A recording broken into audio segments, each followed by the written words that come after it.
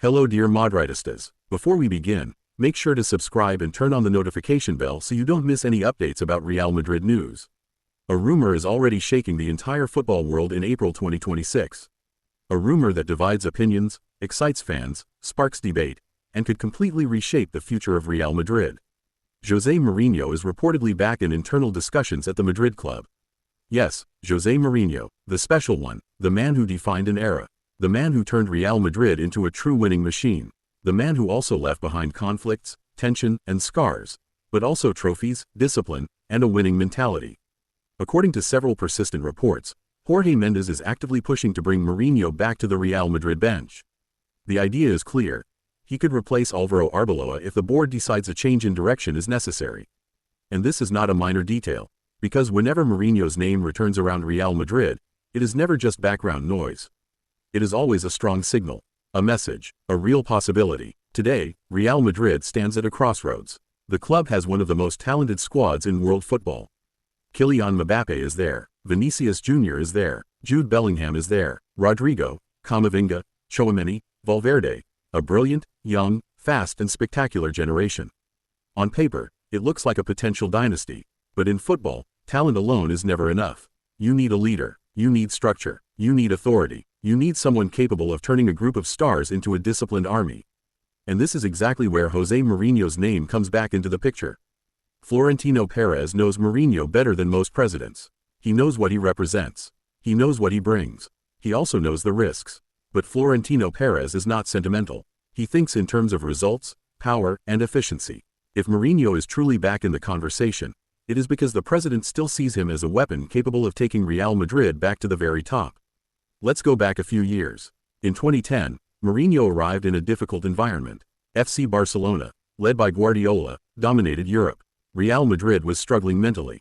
Eliminations were piling up. The team lacked character. The club needed a strong leader. Florentino called Mourinho, and the result? In a very short time, the Portuguese coach changed everything.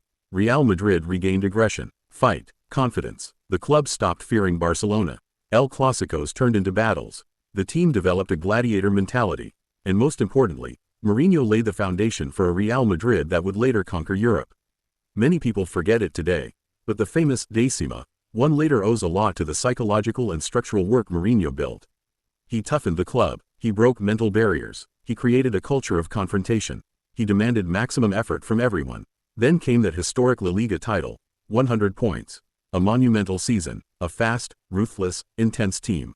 Cristiano Ronaldo at an alien level. Benzema brilliant, Ozil inspired, Di Maria explosive, Xabi Alonso controlling everything, Sergio Ramos a warrior. That Real Madrid team terrified everyone. So why is his spell still seen as controversial? Because Mourinho never leaves a dressing room neutral. With him, you either love him or reject him. He pushes players to their limits. He demands everything. He forgives very little. He sometimes clashes with egos, media, and internal figures. His intensity is total. It brings trophies, but it also burns people out.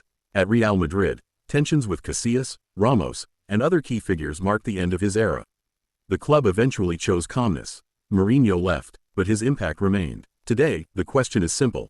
Does the 2026 Real Madrid need a high-level firefighter? A war general? A coach capable of looking Mbappe, Vinicius, or any superstar in the eye and saying, "No one is bigger than the club"? Many believe the answer is yes, because managing a squad of young superstars is harder than managing hard-working players. When everyone is famous, rich, idolized, and constantly in the spotlight, balance becomes fragile. Who agrees to defend? Who accepts being a substitute? Who accepts criticism? Who runs for others? Who sacrifices? Mourinho forces those answers. With him, there is no ambiguity, no hidden privilege, no permanent status. You perform, you play, you cheat, you leave, you work, he protects you, you relax, he exposes you. It is brutal, but it is clear, and that might be exactly what Real Madrid needs right now. The Mbappe case is central. If the rumors are true that Kylian Mbappé would welcome Mourinho's arrival, then this is not a small detail. It is massive, because Mbappe is the face of the project. His opinion matters. Why would Mbappe like Mourinho? For a simple reason. Mourinho respects big players, as long as they deliver on the pitch. Mbappe loves challenges. He loves strong managers. He loves environments with maximum demands. Mourinho could offer him an extremely competitive structure where every match feels like a mission. That could push Mbappe to another level. Imagine Mourinho coaching Mbappe. Every week, public challenges. Every week demanding 40 goals, defensive effort, leadership, sacrifice. That could create fireworks, or a monster. And Vinicius? That's another major question. Vinicius is emotional, explosive, and sometimes sensitive to external pressure. Mourinho could either turn him into a complete machine or clash with him directly. Because Mourinho loves competitors but hates distractions. If Vinicius focuses only on football, Mourinho can elevate him further. If external noise becomes too strong, conflict is possible. Jude Bellingham, on the other hand, looks perfectly suited for Mourinho. Natural leadership, intensity, winning mentality, discipline, versatility. He could become the perfect special one soldier, a future captain forged in pressure. Valverde? Same profile. Mourinho loves players like him. Hard-working, loyal, intense, collective-minded. Camavinga and Tchouaméni would also learn a huge amount tactically under him. So why isn't everyone excited? Because the Mourinho of 2026 is not exactly the same as the one from 2010. Football has evolved. Dressing rooms have changed. Modern players tolerate less authoritarian methods. Social media has changed communication completely. Media patience is lower, and some of his recent spells have been inconsistent. Some say he belongs to the past. That he lives on his aura. That he no longer has his old tactical freshness. That he creates more noise than solutions. But be careful with that analysis. Because Mourinho has often proven people wrong when they thought he was finished. Inter Milan, Roma. Several revivals started under doubt. His football intelligence remains huge. His experience at top clubs is rare. And in knockout competitions, few managers handle pressure like him. Real Madrid lives for big European nights. And in that area, Mourinho remains a specialist. Imagine a Champions League semifinal at the Bernabéu. Packed stadium, maximum tension, against a European giant. On the Madrid bench, José Mourinho.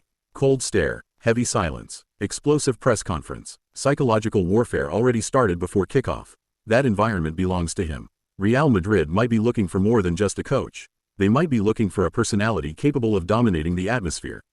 Creating noise to protect his players. Shifting media pressure away. Turning every opponent into a target. Mourinho does that better than almost anyone. And what about Álvaro Arbeloa in all of this? Arbeloa is still respected at the club. He knows the house. He represents Madrid values. But managing the first team is a different level entirely.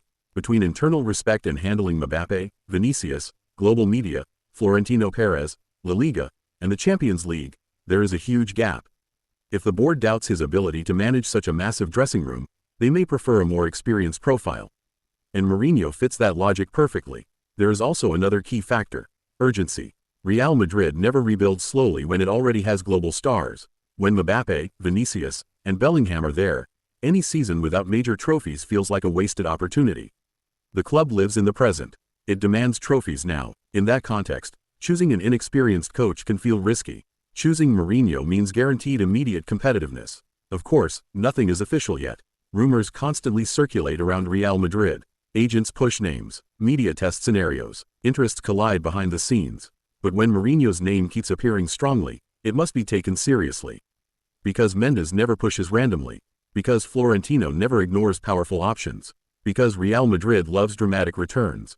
And honestly, what story would be bigger than José Mourinho returning to the Bernabéu? It would go global. Press conferences would go viral. Every Clásico would be explosive. Every tension would make headlines. Every win would build the myth. Every defeat would create chaos. Modern football loves this kind of story. But beyond the spectacle, the real question remains: would it work sportingly? My answer is simple. It depends on two conditions. First condition: full backing from Florentino Pérez. Mourinho never works halfway. If he comes, he must feel fully supported. Otherwise, cracks appear quickly. Second condition: full acceptance from the stars. Mbappe, Vinicius, Bellingham, Valverde, and the leaders must buy into the method. If they do, Real Madrid becomes instantly dangerous again. Without that, it turns into internal conflict. Mourinho is not a neutral choice. He is a maximum risk, maximum reward decision. Either explosive success or a brutal collision. But Real Madrid loves huge bets. This club does not think small. It thinks legacy. It thinks impact. It thinks global dominance. And Mourinho, whether loved or criticized, belongs to the category of figures who transform the energy of an entire institution. Some coaches manage matches. Mourinho manages empires. So yes, his return would frighten many opponents. Because they know that with him, Real Madrid becomes ruthless, obsessive, aggressive, and fully focused on winning. Beautiful football? Secondary. Possession? Relative. Results? Sacred. And at Real Madrid, Winning remains the only truth. If Mourinho returns, players will have to react immediately. Defensive effort becomes non-negotiable. Repeated mistakes will be punished. Useless interviews disappear. Excuses too. The message would be clear. Win or leave. Harsh, but many fans would love that level of intensity again.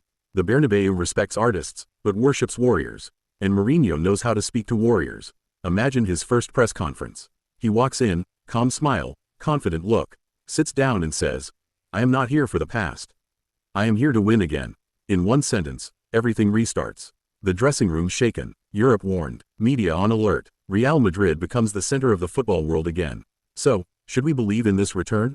In football, everything can change in days. One elimination, one internal disagreement, one call between executives, and the impossible becomes real. Today, this story exists. It lives, it circulates, it intrigues. Tomorrow, it could explode. One thing is certain. If Florentino Pérez feels his team lacks authority, discipline, or fear factor, José Mourinho will become a very serious option again.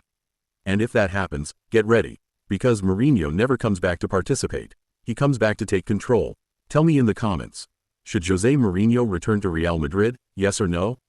Subscribe now for all the latest Real Madrid news, transfers, behind-the-scenes stories, and breaking rumors before anyone else.